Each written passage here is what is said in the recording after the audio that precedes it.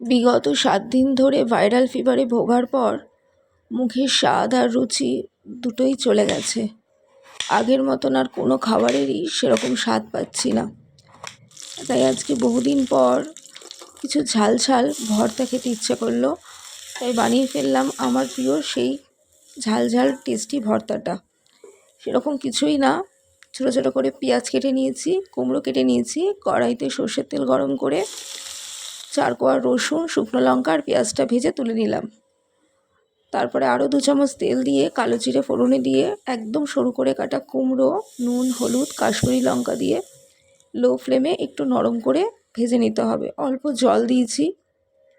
কুমড়োটা একদম ভর্তার মতন করে নরম হয়ে আসলে খুন্তির সাহায্যে এরকম চেপে চেপে একটুখানি ভেঙে নিতে হবে। এরপর শুকনো লঙ্কা, পেঁয়াজ, রসুন আর কুমড়োটা খুব ভালো করে মেখে, তোমরা চাইলে ওপর থেকে একটু ধনেপাতা কুচিও ছড়াতে পারো আর একটু কাঁচা সর্ষের তেল। এই খাবারটা কিন্তু মুখের স্বাদ খুব ভালো ফিরিয়ে আনে। তোমরা সকলে ভালো থেকো, সুস্থ থেকো।